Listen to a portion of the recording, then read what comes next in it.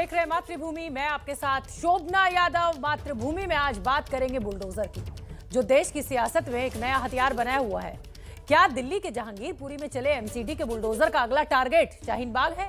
दिल्ली में बुलडोजर पर क्या राजनीति चल रही है, हमारी पहले इस पूरी रिपोर्ट को देखिए।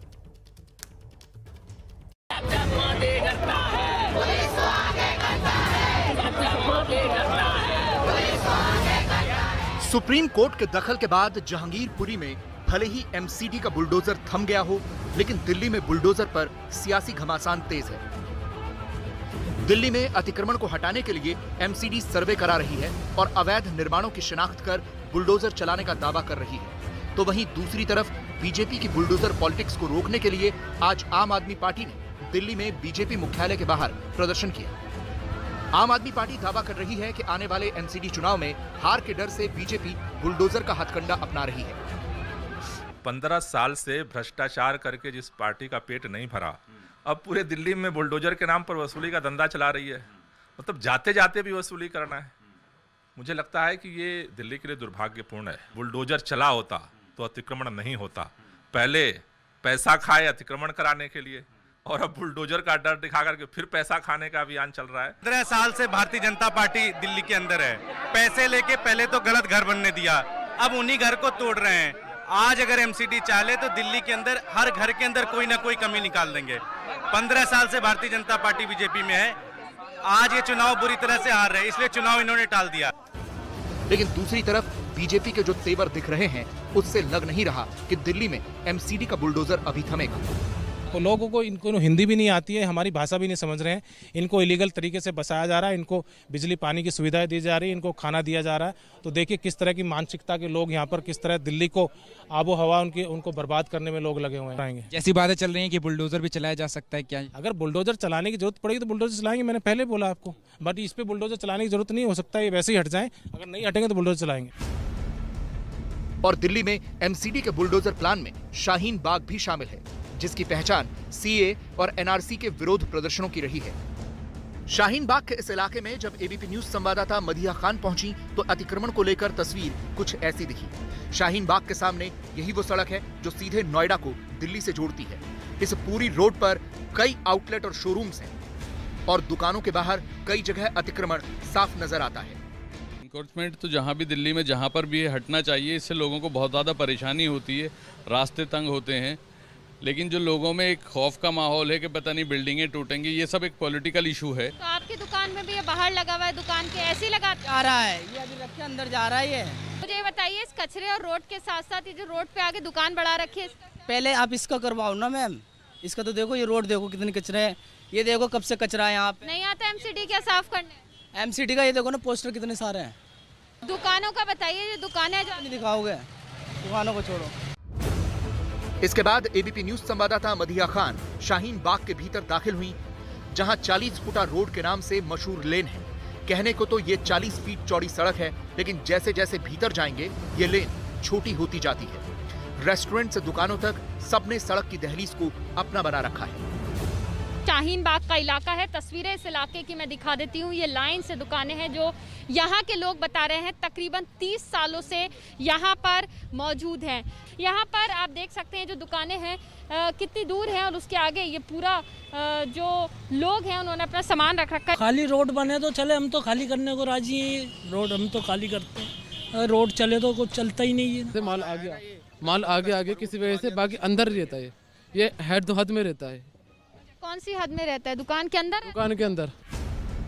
निगम कह रहा है कि स्थानीय लोगों ने भी हमें अतिक्रमण की तस्वीर भेजी है और हम जल्द ही एक्शन लेने वाले हैं। वहीं विरोधी कह रहे हैं कि चुनाव के लिए ये सब किया जा रहा है।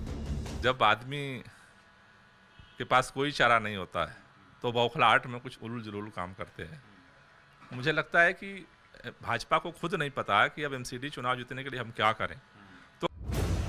आम आदमी पार्टी के स्थानीय विधायक अमानतुल्लाह ने ट्वीट किया, लिखा, ओखला विधानसभा क्षेत्र के कुछ इलाकों में बीजेपी के बुलडोजर चलाने की कुछ खबरें आ रही हैं। जनता को मैं यकीन दिलाना चाहता हूं कि फिक्र न करें, इंशाअल्लाह किसी को भी नुकसान नहीं होने देंगे। दिल्ली में मौसम गर्म है और सियासत भी मौसम के गर्म मिजाज को फुल टक्कर देने के मूड में है। बुलडोजर की आहट ने सियासी पारे को और बढ़ा दिया है।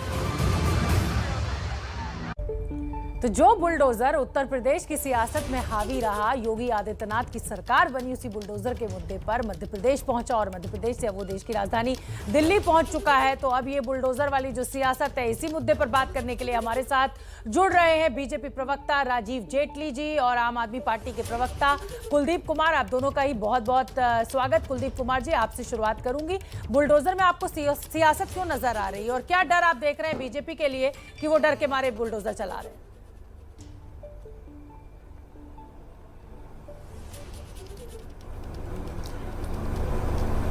अंदर भारतीय जनता पार्टी काबिज है और पिछले 15 सालों के अंदर इनके पार्षदों ने, इनके मेयरों ने, इनके अधिकारियों ने मिल के खूब दिल्ली के लोगों से पैसे बटोरे और अवैध निर्माण, जिसको आज ही कह रहे हैं, उसको कराने का काम किया, एंक्रोचमेंट कराने का काम किया। ठीक है। आज इनको बुलडोजर की याद आ रही है। आज भाजपा के पार्षद, भाजपा के नेता जा के लोगों से कह रहे हैं कि तुम्हारा मकान 3 साल पहले बुक हुआ था, या तो पैसे दे दो, नहीं तुम्हारा मकान तोड़ देंगे। तो ये पैसे दे दो तो ये मकान तोड़ देंगे, पहली बात है। दूसरी बात ये, आज आप ये देखिए, ये मैं आपको दिखा रहा हूँ, ये मेरा अभी आधे घंटे पहले कल्याणपुरी के अंदर बिल्कुल लाल बहादुर शास्त्री हॉस्पिटल के सामने ये बुलडोजर चला है और चलाकर यहाँ पर हमारी सरला गुप्ता जी हैं, सतीश गुप्ता जी हैं, राजेंद्र शर्मा जी हैं, गुगन गुप्ता जी हैं, महावीर गुप्ता जी हैं। पिछले 30 सालों से ये लोग यहाँ पर दुकान चला रहे हैं, दुकान कर रहे हैं। इनके पास वो ठीक है कुलदीप जी, इससे बीजेपी एमसीडी के चुनाव में बीजेपी को कैसे फायदा होगा? अगर बीजेपी, जैसा कि आप आरोप लगा रहे हैं, एमसीडी पर काबिज है और पैसे की उगाही कर रही है बुलडोजर के नाम पर, तो नुकसान होगा ना आने वाले चुनाव में। देखिए, मैं ये समझना चाहती हूँ। देखिए, बीजेपी को क्या नुकसान होगा, फायदा होगा, इससे मेरा और आपका कोई लेना देना नहीं है। हमारा लेना देना तो ये कि जनता को किस प्रकार से प्रताड़ित किया जा रहा है, जनता से किस प्रकार से अवैध उगाही की जा रही है, गुंडाई करके, लफंगाई करके बीजेपी के लोग कार्यकर्ता जा रहे हैं बुलडोजर के साथ, कह रहे इसका मकान तोड़ दो, इसने हमें गाली बकी थी, इसका घर तोड़ दो, इसने हमें पैसे नहीं दिए थे। इस तरह से राजीव जेटली जी, ठीक है कुलदीप जी, आऊंगी। आपकी बात मैंने सुन ली। आपके ऊपर आरोप ये लग रहा है कि पहले पैसा लेकर आप ही ने ये अतिक्रमण करवाया और अब आप ही पैसा लेकर इसको तोड़ने की धमकी दे रहे हैं और जो पैसा दे रहा है उसका नहीं तोड़ेंगे। क्या जवाब आपके पास? शोभना, मुझे समझ नहीं आ रहा मैं किसी राजनीतिक पार्टी के प्रवक्ता से बात कर रहा हूँ या अवैध प्लॉटिंग वाली जो प्रॉपर्टी डीलर है उनसे बात कर रहा हूँ, या उस पार्टी जो जिस राजनीतिक पार्टी से आते हैं उनका काम ही यही है। हम दो लोग हैं इस टाइम पे, एक भारतीय जनता पार्टी से और एक आम आदमी पार्टी से। मैं कह रहा हूं आपसे कि जहां जहां पर भी अवैध कब्जे हैं वो अवैध कब्जे हटने चाहिए, और ये कोई छोटी मोटे कब्जे नहीं हटाए हमने। लगभग 623 किलोमीटर के सड़कों के ऊपर जो फुटपाथ है वो हमने साफ किया है।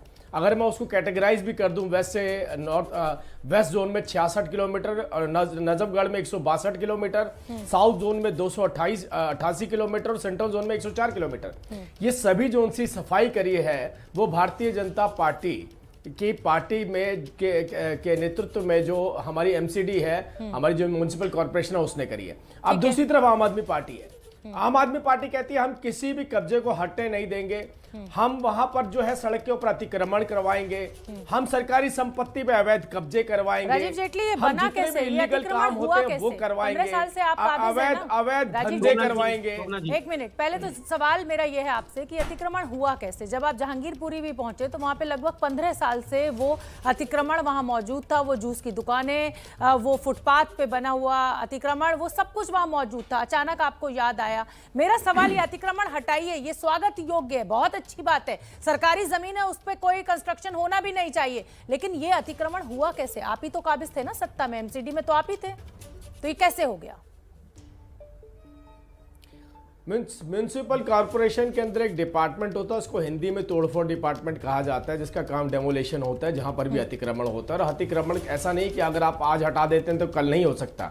अगर जिसके पीछे आम आदमी पार्टी की सरकार खड़ी होगी, उनकी किसकी मजाल है जो उनको हटा सके वहां से? वो तो सड़क के बीच में अपना घर बना लेंगे, वो तो सड़क का रास्ता भी बंद कर सकते हैं, वो तो सड़क में बाथरूम भी बना सकते हैं अपना, वो दुकान सड़क के बीच में बना के उसको किराए पे भी चढ़ा सकते हैं। अभी जब ऐसे ऐसे प्रॉपर्टी डीलर बैठे हैं जो अवैध प्लॉटिंग का साथ दे रहे हैं, मंत्रालय के अंडर में है ना, केंद्र के अंडर में, आप कंप्लेंट कीजिए और तुड़वाइए, तो आप बोलिए ना, प्रोटेक्शन आपको दिया जाएगा।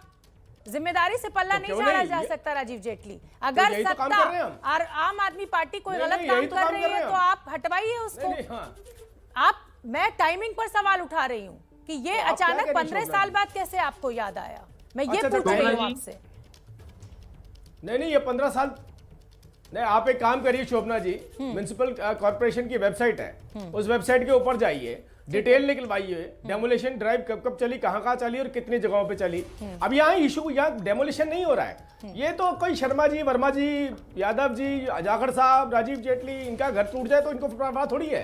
ये तो नाम देख रहे हैं बीच में, कहीं पे अहमद खान नजर आ जाए हमारी राजनीति चमक जाएगी, कहीं रोहिंग्या मुसलमान नजर आ जाए हमारी राजनीति चमक जाएगी। इनको डेमोलिशन से लेना देना नहीं है, इनका मतलब कुछ हो रहा है। आप इनकी बात को समझिए। ठीक है, अभी कितने आपकी कॉलोनी के अंदर शोभना जी, कोई अगर घर टूटता है, कोई रैंप तोड़ा जाता है, ये आते हैं कभी सड़क पर आपकी लड़ाई लड़ने के लिए? कुलदीप जी, इशू ही नहीं है दिल्ली वालों से। कुलदीप जी, दिल्ली अगर वालों को पानी रोहिंग्या को दे रहे रहा है, हैं, दिल्ली पानी वालों को जो रिसोर्सेज है वो दूसरी जगह डाइवर्ट कर रहे हैं। राजीव जी, अतिक्रमण अगर हट रहा है कुलदीप जी, तो इससे तो आम आदमी का फायदा है ना। मैं खुद अपने घर जाने में 1-1 घंटे ट्रैफिक जैम में फंसी रहती हूँ, क्योंकि जो जहां तक दुकानों की लिमिट है उसके 20 मीटर बाहर तक वो दुकानें लगी हुई होती हैं, कंस्ट्रक्शन हो चुका है, पैसे की उगाही हो रही है। तो अगर बीजेपी का, जो कि आप उनके ऊपर आरोप लगा रहे हैं कि सोकर जागी है और अब तोड़ रही है, तो तोड़ने दीजिए, फायदा है ना इससे तो दिल्ली के लोगों का।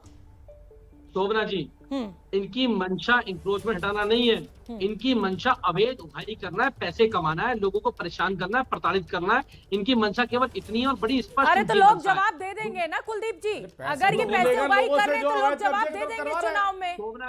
शोभना जी, अगर आपके घर पे, जहां आप रहते हैं, अगर आपके घर में छज्जा 2 फीट पड़ा हुआ है और पूरी दिल्ली में पड़ा हुआ है, अगर आपको पैसे की उगाही करने के नाम पे धमकाया जाए, आपसे पैसे मांगे जाए, तो आप बर्दाश्त करोगे क्या? ये बात अब आई ना काम की बात। देखिए, ये कह रहे हैं जो छज्जा बड़ा से बड़ा रहने दीजिए। कुलदीप जी और राजीव जी, सच्चाई तो ये है कि आप दोनों के द्वारा सियासत की जा रही है और दोनों ही राजनीतिक दल अपना अपना फायदा देख रहे हैं। अगर आप दिल्ली की जनता का फायदा देखते तो ये अतिक्रमण होता ही नहीं, और अब ये अतिक्रमण हुआ है तो इसको तोड़ा जाना चाहिए और बिल्कुल लोगों का जो सरकारी जमीन पर जो कब्जा है उस पर हटना चाहिए। बहुत बहुत धन्यवाद आप दोनों का ही, आपने अपनी बात हमारे सामने रखी।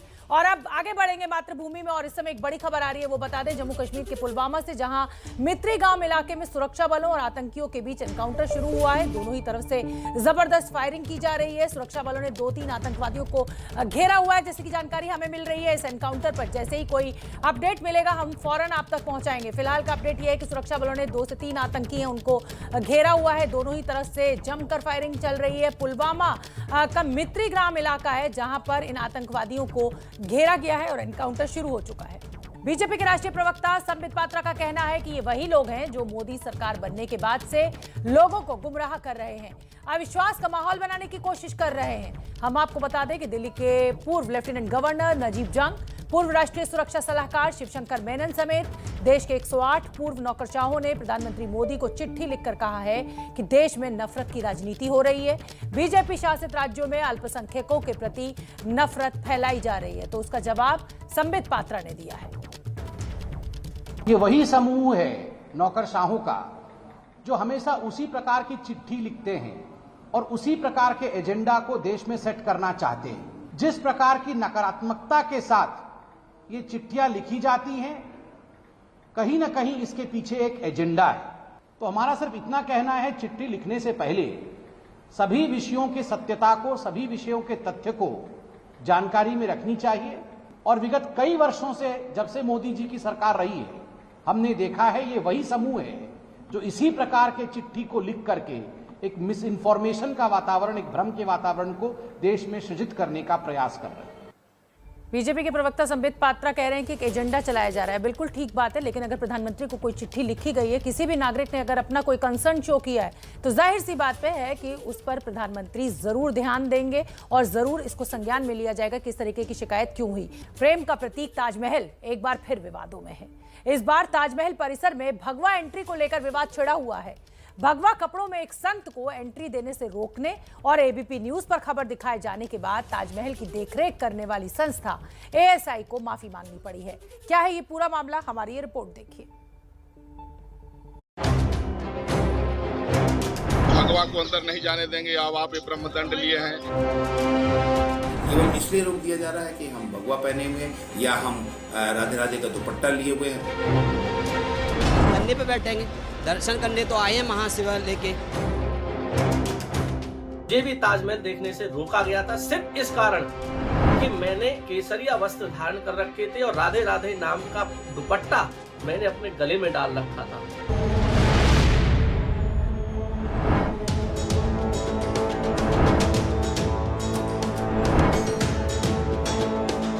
क्या ताजमहल में भगवा बैन है?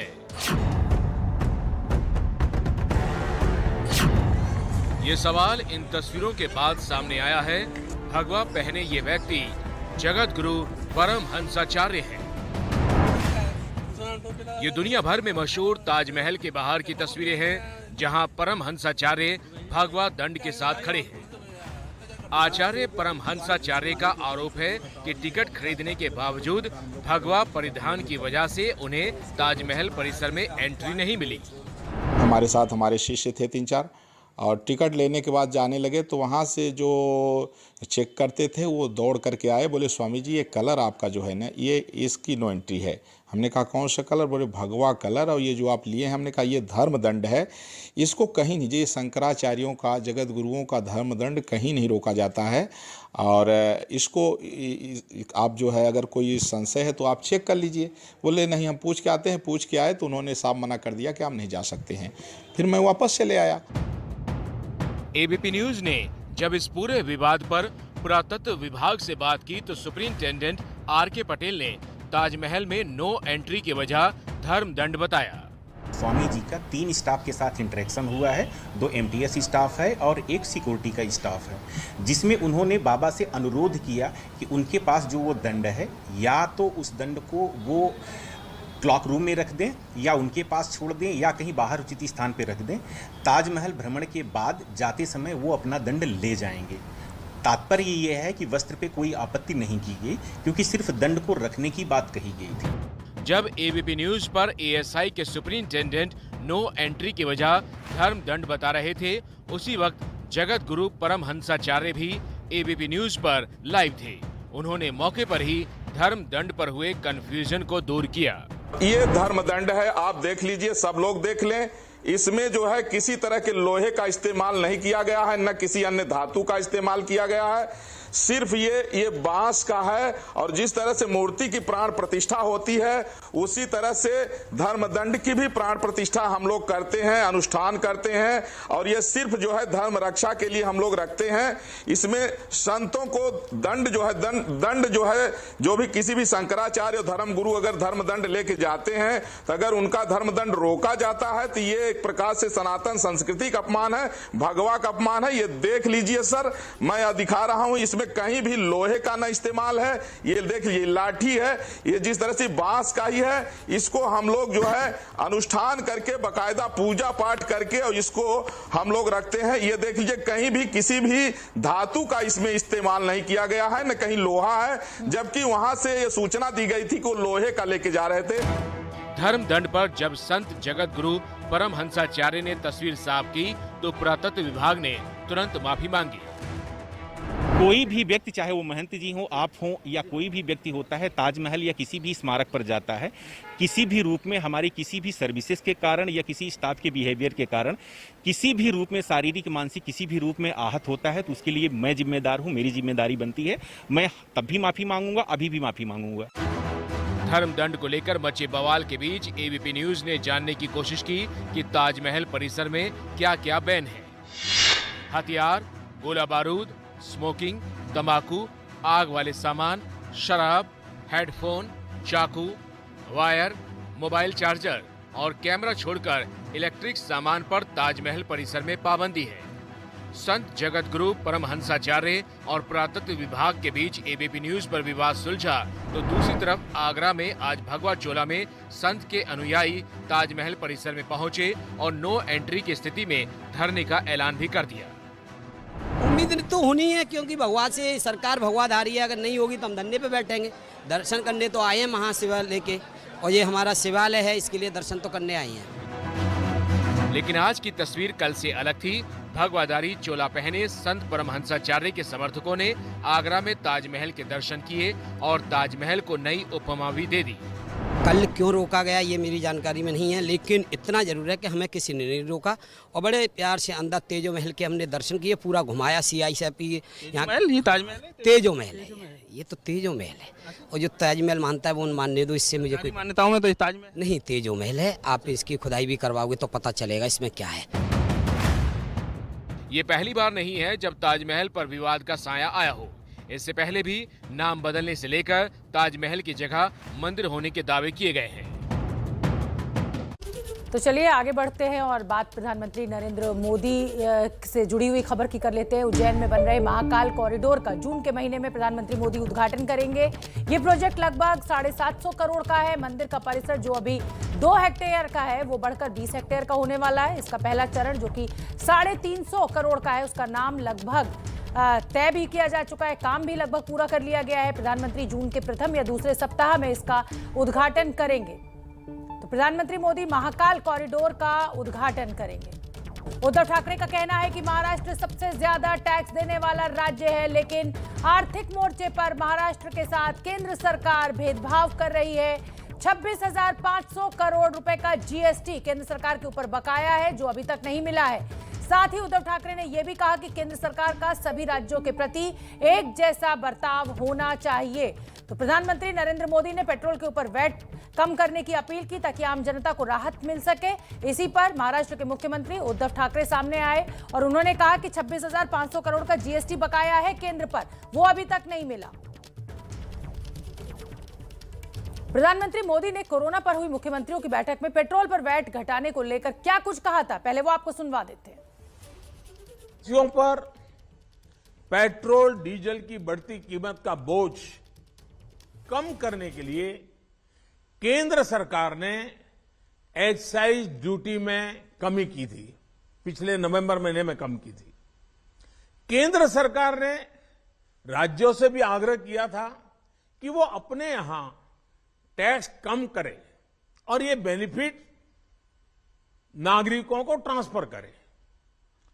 इसके बाद कुछ राज्यों ने तो भारत सरकार की इस भावना के अनुरूप यहां टैक्स कम कर दिया, लेकिन कुछ राज्यों द्वारा अपने राज्य के लोगों को इसका कोई लाभ नहीं दिया गया।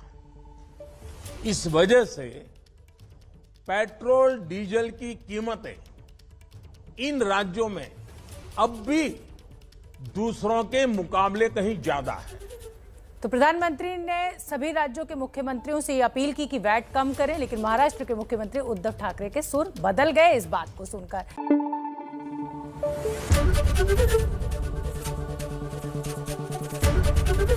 एबीपी न्यूज आपको रखे आगे।